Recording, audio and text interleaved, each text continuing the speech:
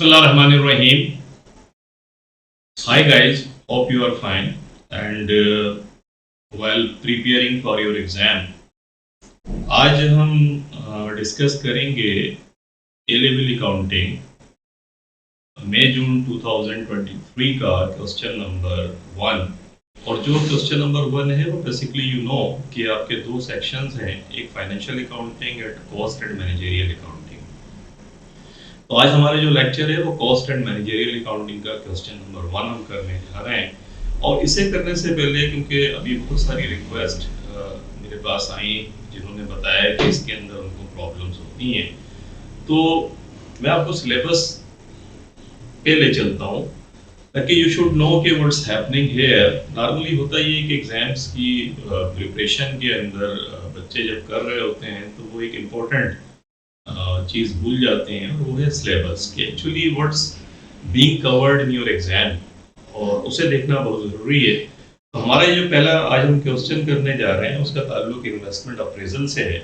और investment appraisal को अगर आप कैम्ब्रिज की वेबसाइट पे जाके लेवल अकाउंटिंग का पेपर डाउनलोड करें तो आपको ये मिलेगा। इन्वेस्टमेंट अप्रेजल में एक बड़ी इंपॉर्टेंट चीज़ जो आगे है एंड में ये बता रहा है वो देखें कि questions not on discounted pay back. एक डिस्काउंटेड पे बैक के ऊपर जो पेपर सेट होता था, क्वेश्चंस आते थे, वो अब नहीं आएंगे। तो that's a good news for you कि आपको अपना टाइम उस पर लगाने की ज़रूरत नहीं है। और सेकंड बड़ा इंपॉर्टेंट है कि अक्सर इन्वेस्टमेंट अप्रेजल के अंदर रेजिडुअल वैल्यू या स्क्रैप वैल्यू का जो कंसेप्ट था वो टेस्ट होता था कि स्क्रैप वैल्यू अगर बच जाएगी तो उससे डिफरेंट सिनारियोज के अंदर एग्जामिनर जो है वो टेस्ट करता था। वो भी इंपॉर्टेंट बात ये कि questions involving a residual value of an investment at the end of the project will not be set. तो again there is a good news for you. अब इन्वेस्टमेंट अप्रेजल के अंदर बचता क्या है जो आपको करना है? तो देखिए, investment appraisal is all about capital budgeting भी इसको कहते हैं। और जो कैपिटल एक्सपेंडिचर्स होते हैं सारे, there are two kinds of expenditures, one is called revenue expenditure and the other one is called capital expenditure. So anything which is going to give you economic benefits for more than 1 year is called capital expenditure, and anything which will provide you economic benefits within a year is called revenue expenditure. To keep this difference in your mind, ताकि आपको पता चले कि क्या है कौन सी चीजें, क्योंकि sometimes इट हैपन्स कि वो आपको रेवेन्यू एक्सपेंडिचर्स टाइप की चीजें दे देता है एग्जाम के अंदर, जिसको बच्चे कैपिटल एक्सपेंडिचर ट्रीट करते हुए अपनी कैलकुलेशन का पार्ट बना लेते हैं। तो ये कंसेप्ट आपके दिमाग के अंदर होना चाहिए क्लैरिटी के साथ कि ऐसा नहीं करना है। अब आते हैं इसके अंदर कि ये क्या चीजें कवर करेगा। तो आप देखते हैं candidate will address where in which business may make a decision about a prospective capital investment. This will require an assessment of the strategic or other strengths and limitations of various investment appraisal techniques, including examining the time value of money. And this is very important concept, time value of money. अगर आप कराचियंस academy के YouTube channel की playlist पे जाएं तो I think 2022 से लेके 2016 तक मैंने सारे लेवल के पेपर तमाम वेरिएंट्स के मैंने कराए हैं, and that will definitely facilitate you in your preparation for the exam. तो go and have a look at them, और वहाँ पर जितनी भी ये चीज़ें हैं टाइम वैल्यू ऑफ मनी, इनके कंसेप्ट्स भी मैंने डिफरेंट सब्जेक्ट के अंदर बताए हैं आपको कैसे करना है। दोबारा मैं बताता हूँ टाइम वैल्यू ऑफ मनी का। देखिए, this is very important concept. Say for example if you have $1000 right now, और उसके बाद बैंक का जो इंटरेस्ट है वो 10% है। If you deposit this $1000 in bank, so definitely this will earn 10% interest per annum. तो इसका 10% अगर मैं निकालूं इसका, तो ईयर एंड के ऊपर क्या होगा? You will be earning $100 as interest. So at the end of the year, you will be having in your hand $1,100 instead of $1,000 जो आपके पास शुरू के अंदर थे। क्यों? क्योंकि वो जो 1000 थे उसने इंटरेस्ट अर्न किया और वो $1,100 के अंदर कन्वर्ट हो गए। अब मैं आपको रिवर्स पूछता हूँ कि ये $1,100 अगर आपको ईयर एंड के ऊपर रिक्वायर हो तो उसमें कितनी आज की डेट के ऊपर आपकी ये जो $1100 है, ये आज की डेट के ऊपर कितनी अमाउंट बनती है? तो it's very easy for you, आप कहेंगे कि यही $1000 बनती है। तो this is the time value of money. क्योंकि जब हम इन्वेस्टमेंट अप्रेजल कर रहे होते हैं तो we do some investments in the form of purchasing of machine, purchasing of vehicle for transportation business or anything। तो वो डेफिनेटली जब हम इन्वेस्टमेंट करते हैं तो आप उससे फिर रिटर्न आपको मिलेगा। वो जो रिटर्न मिलेगा वो फ्यूचर के इनफ्लोज होते हैं। तो एक आउटफ्लो होता है जो आपका एक्सपेंडिचर हो रहा होता है, और एक इनफ्लोज होते हैं जो in terms of revenue, in terms of fees और whatever is the share you will be receiving them. तो जब आप उन्हें रिसीव करेंगे देन यू कंपेयर देम कि फ्यूचर इनफ्लोज को जब आप आज की टाइम वैल्यू के ऊपर कन्वर्ट करके लेकर आते हैं, this is called the present value concept. तो ये हम पढ़ेंगे। उसके बाद में अकाउंटिंग, फिर उसके बाद वो पूछता है कि future net cash flows in outflowing arising from the project से जो फ्यूचर इनफ्लोज आ रहे हैं और आउटफ्लोज आ रहे हैं तो उनको किस तरीके से लेकर जाएंगे। तो जैसे मैंने बताया कि फ्यूचर के आउटफ्लोज आपके कौन से हो गए?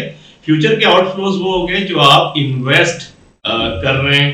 जो जैसे for example if you are going to buy a vehicle, so definitely you need money.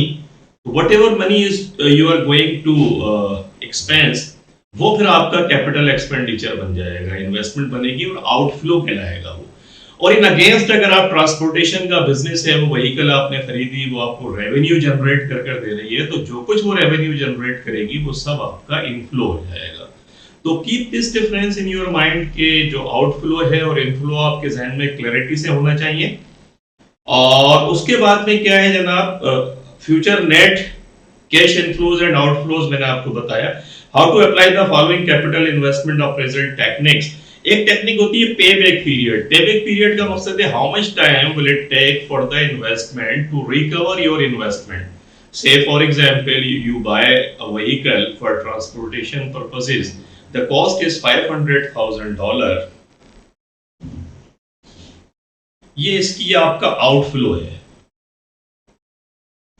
ये जो व्हीकल है ये ट्रांसपोर्टेशन के बिजनेस में आप लगाते हैं और हर साल ये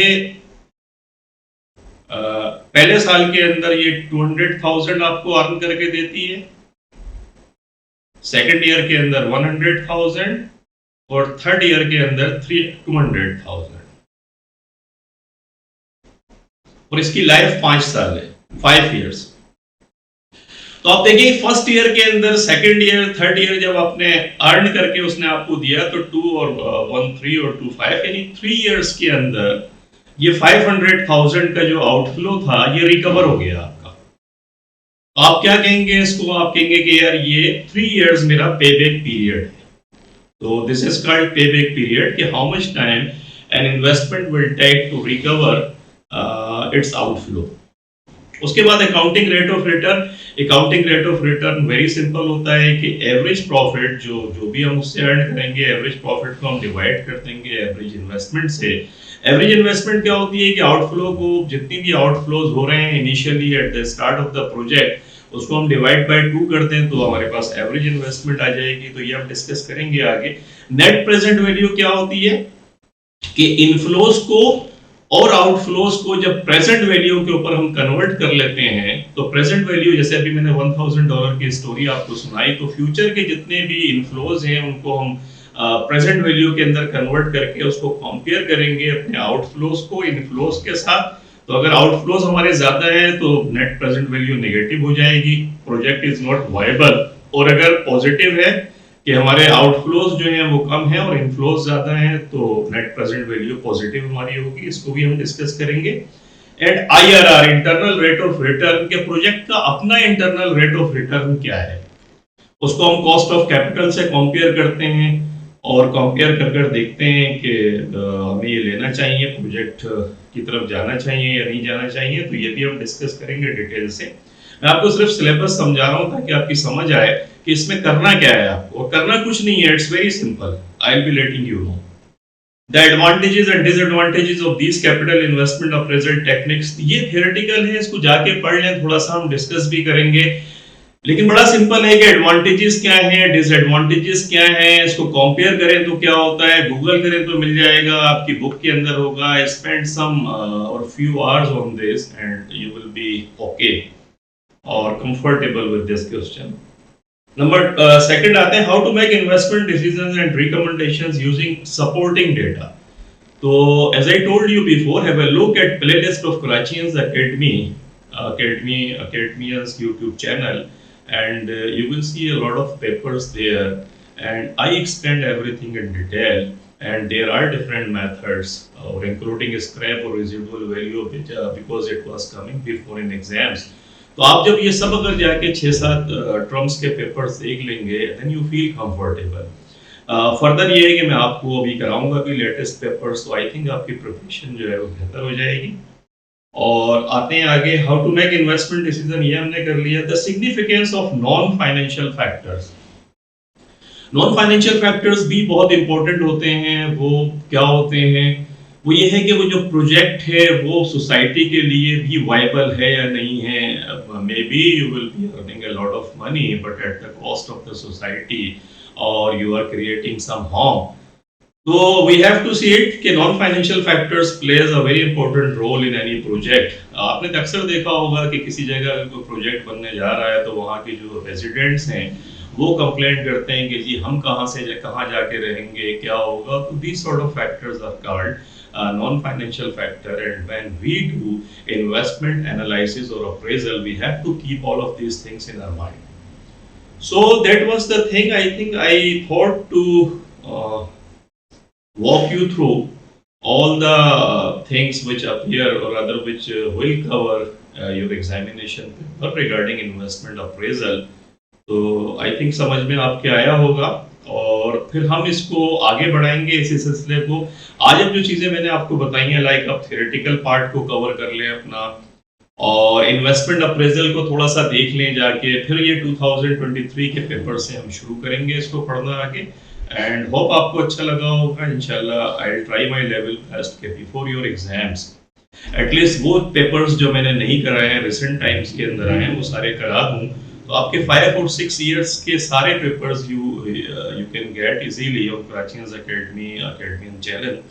वहां जाके आपको मिल जाएंगे। तो have a look and keep smiling and preparing, और other do prepare for your exam. Thank you very much.